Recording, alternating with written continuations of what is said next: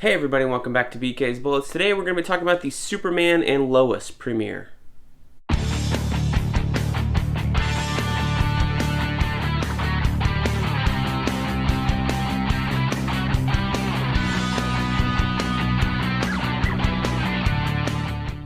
Hey everybody, welcome back to BK's Bullets. As always, I'm your host, Brent, and today we're talking about the Superman and Lois premiere that aired last night on the CW. Man, this was good. But before we get into it, I want to ask you, if you like these videos, if you like me, if you like my channel, please subscribe. It helps the channel grow. We're doing 3 to 4 videos a week, Tuesdays, Thursdays, Fridays, Saturdays, maybe a bonus video in there as well. Lots of content coming your way, so please subscribe and don't miss a single bit of it. So, Superman and Lois. Yes, I wore one of my Superman shirts. This is my Funko Superman shirt. Really like this one. But I really like this premiere, but I have questions. So, as a longtime Arrowverse CW fan, I am confused because this show seems like it's a jump forward into the future, per se, from where we saw Superman, this version of Superman in the past, and you know, I'm all for it. I thought the premiere was wonderful. It was great. The tone was great. It's just something that they've nailed.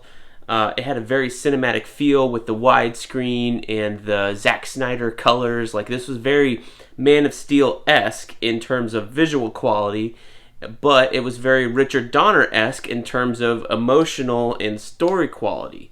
So it's like, some would say the best of both worlds. Other people would be like, oh, well, I want the Donner images, whatever.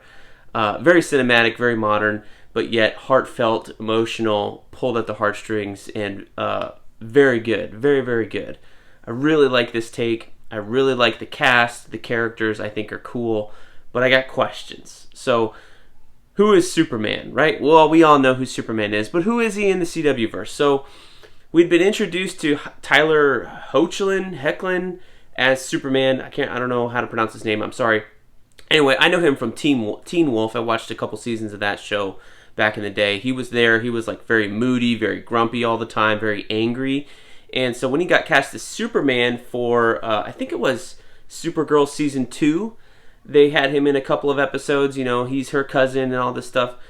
He showed up there and he was shaven, clean shaven. He was bright and smiling. It was just like a breath of fresh air. Then we got Elizabeth Tulloch cast as Lois in, I want to say it was one of the crossovers or something like that.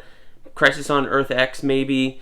And, you know, we got to see her. And that was a little bit of interesting casting because she's, you know, what's his face? Tyler Hoechlin, the guy who plays Superman, is a year younger than me. He's born in 87. And Bitsy's a little bit older than him. So, I don't know. So it was a weird thing. But as an established journalist, to have somebody be your idol and then have a crush on her and then turn, you know, I think that works. Anyway, both of them having 14-year-olds is a little, at their ages they are. I don't know what ages their show characters are, if they're in their late 30s, 40s, whatever.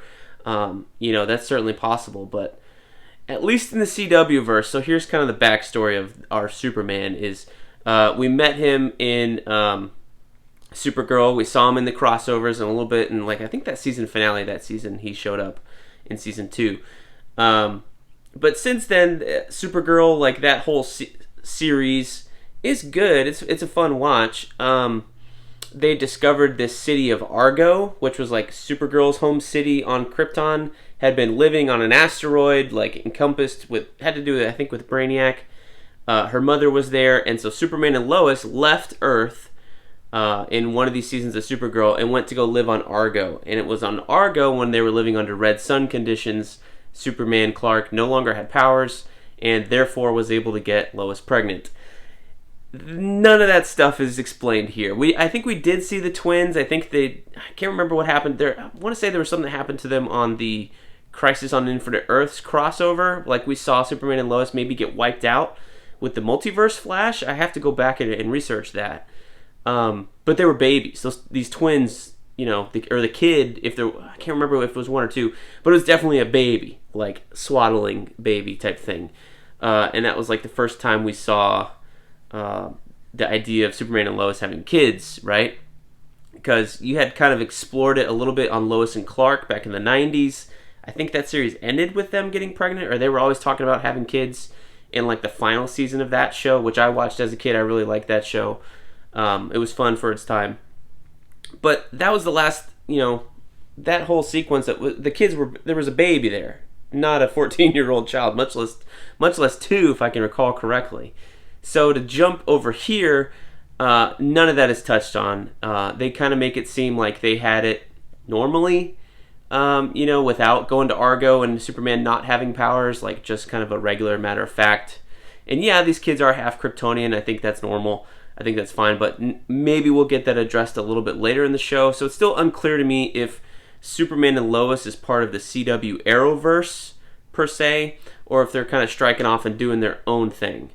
That's certainly why I think we have a different Lex Luthor here. In the Supergirl show, we have John Cryer as Lex Luthor. Yes, the guy from 2.5 Men is Lex Luthor. Don't talk bad about it if you haven't seen it. If you've seen John Cryer as Lex Luthor, like I have, you would know that he's a great Lex Luthor, and he's a lot of fun as Lex Luthor. Menacing, like all the stuff you've never seen this guy do. Very, very good Luthor. I really enjoy him as Luthor. So to get this alternate version of, I think, Lex Luthor, it's not sure. We just know it's, Captain Luthor at the very end of this episode. We'll see where this goes. Maybe he's a remnant of the multiverse that collapsed during Crisis on Infinite Earths. If you're not familiar with the crossover, there was a bunch of multiverses, and Flash and Arrow were on one world, Black Lightning was on a different world, and Supergirl was on a third one. And then after Crisis on Infinite Earths, in the middle of last season, in 2019, beginning of 2019, and fall 2019 is when this crossover happened.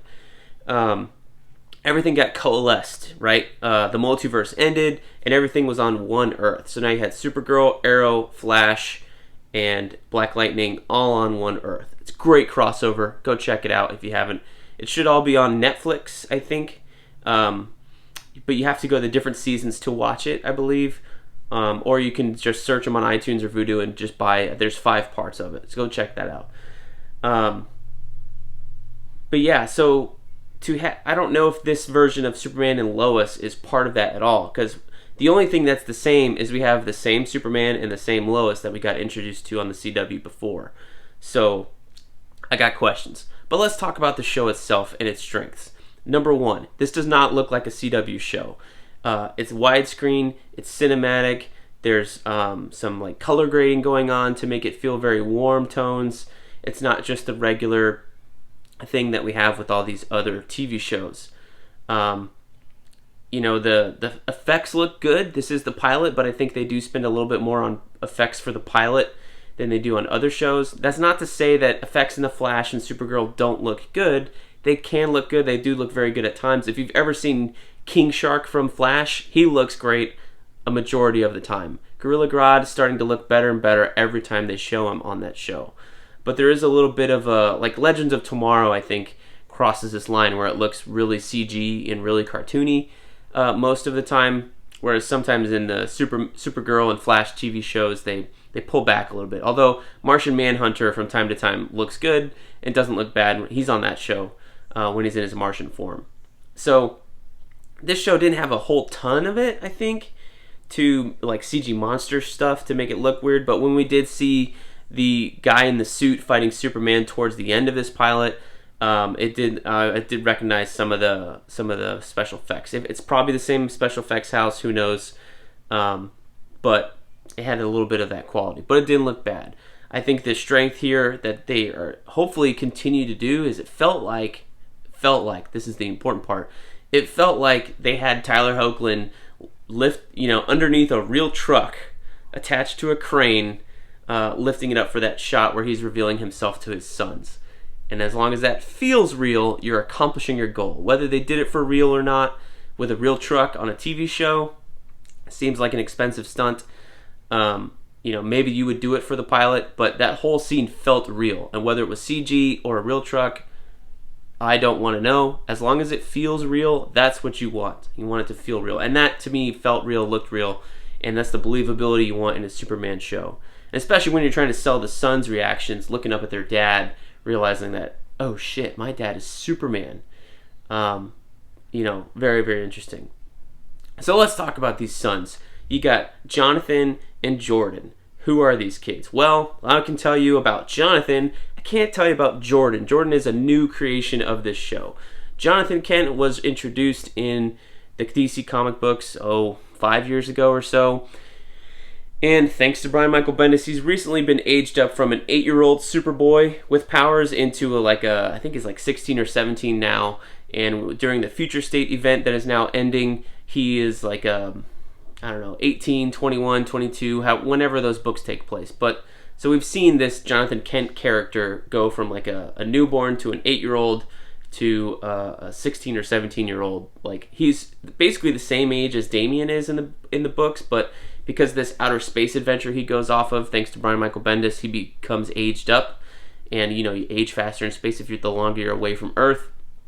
See the quantum mechanics, space-time continuum theories and all that. Schrodinger's cat, right? So I know who Jonathan is. And this Jonathan, I think, is a little bit different, because the Jonathan in the comic books is basically like not really a clone of Clark per se, but he's got the same personality, the same attitude. He's just a little bit more adventurous because he's a little kid.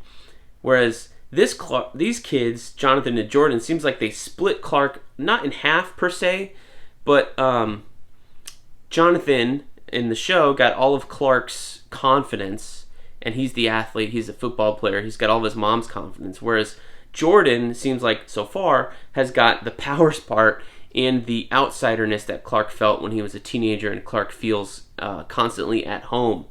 And that's an interesting wrinkle to give, so far, one of these kids' powers and maybe not the other. And to make it the insecure one instead of the cocksure one, I think is an interesting twist. Because you're going to have moments where Clark can relate to his insecure son, Jordan, more than he can his cocksure one, Jonathan. So that's an interesting wrinkle.